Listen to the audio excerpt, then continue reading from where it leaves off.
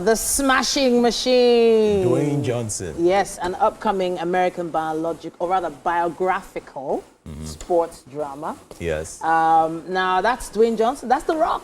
That's The Rock. So Mark here is the person in question, and it's an MMA. It's a true life story. Yeah. And well, it's The Rock. Yeah, like you see. Incidentally, just this year, Arnold Schwarzenegger beat him to the most to the richest actor in Hollywood. He has held that for like 3 years, 4 years now. You know, he's doing quite well. That crossover from this thing, and then he has gone back into WWE, which is quite controversial in some ways. Yeah. You know, people don't like it because of the way he came out and the way it played out and all of that. But if you love biographicals, if you love sports movies, if you love, of course, we love The Rock. I always enjoy movies where, whether it's wrestling characters, you know, transform and then go into Hollywood, or you know, they tell their stories. Sure. I think even The Rock needs his own bio. Eventually, his own story. We need to know what happened, because his father was also a wrestler at the time. Yeah. Wow. You know, it's also very interesting that we do this for. So yeah, most of the time when you much later, because he's still in the career, Donald Trump, and then there was a time when Donald Trump had this had the issue with his own story being told. What's the name of this guy who played the character?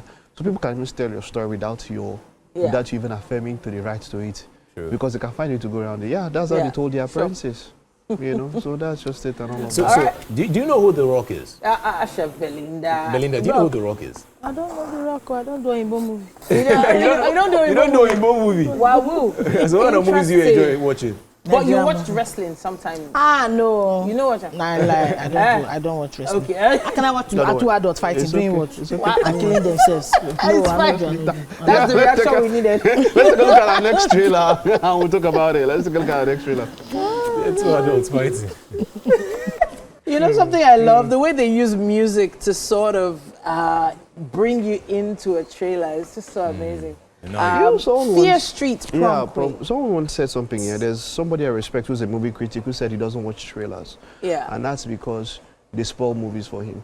Because somebody went to watch a particular movie, and because they didn't watch the trailer, they enjoyed the experience more. So that's why I think for some people, and a lot of times I don't even just watch it. If you want to watch the trailer, just watch it. Don't get too much information about it. I was going to advise anyone not to ever watch a trailer that would, tell you everything. It's Fast and Furious. They give you all the best parts in the trailer, and then you get into the cinema, you're wondering like, what is happening? Because of marketing, trailers are now put in such a way that they want to let the marketing is what's causing it so much so that they spoil the whole thing for you, the experience.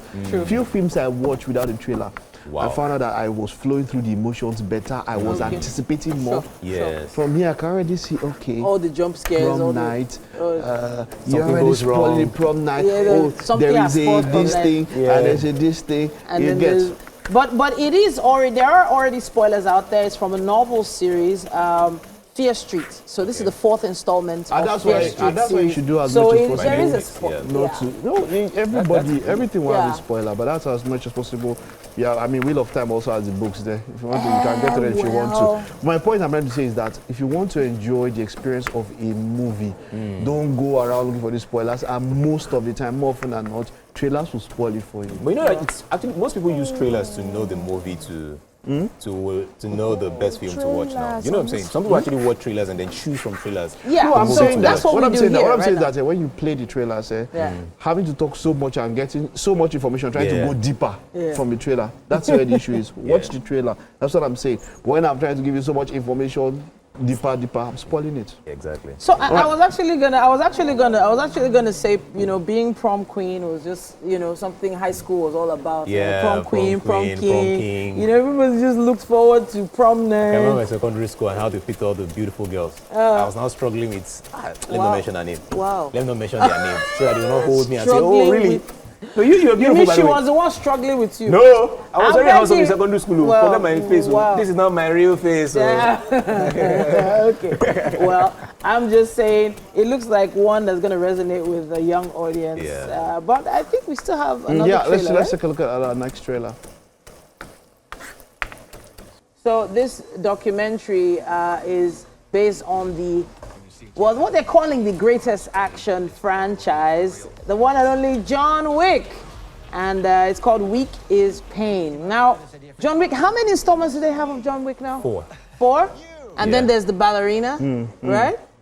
Amazing. So it's like one of the, if you're talking about shoot 'em up movies, that's what we used to call them, like just guns blazing. Yes. People don't really care about the storyline that much. It gets better every time there is a new one. Yeah. But I mean, the story is always going to be crazy. Yeah. And the way the whole franchise came together, watching that in a documentary, that actually is really helpful to help. It helps you get into the minds of creators. I saw something online one time that every time he shot a gun, it was actually calculated. The bullets he used, there was no extra shoot scene at all. If you actually count the amount of time he shot, it was the same amount of bullet that you would actually put in the gun. And then his stunts, he actually did all the stunts himself as well. Powerful. So yes, John Wick. Amazing. You gotta try it. So Keanu Reeves is a living legend right now, to be honest. Yeah. Yep. So he, of course, director featured mostly in that one, Chad Stahelski. I'm looking forward to that one. So yeah. Okay, let's take a look at our next trailer. This one I am looking forward to. The main movie from the beginning was Now You See Me, but now they've added Now You See Me, Now You Don't. So Now You See Me started out in 2013, and then there was a sequel in 2016, that's Now You See Me 2. And so all this time has passed. Now we have the horsemen come back together for Now You See Me, Now You Don't. Yeah, when the trailer started, one beautiful thing that happened was when you start the trailer, you would see that, he was trying to say, I'm not with those guys anymore, things have happened between us.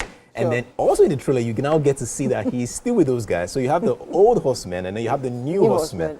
And that's just beautiful. Powerful. Beautiful. And it's all about magicians. And one thing about magicians, street magicians, they always used to say, you will never know the truth about this trick. But in a weird way, we learned some of the truths of some of the tricks. Not exactly, but they still got a few. Yeah, there's a lot now. When this is not just when there are cameras in front, and there's a lot that you can do. There are a lot of the tricks that are not really tricks per se. But you're looking forward to this one. You know, guys, you know what I'm going to do right now? I'm going to show you guys a magic trick. Are you ready for this one? You have a magic trick. Where is your hand? Where is it? It's inside. Wow. I'm good. That was a very good magic trick, wasn't it? Like, very good. You have a career ahead of you in magic. Let's take a quick break, everyone. We'll be back after this.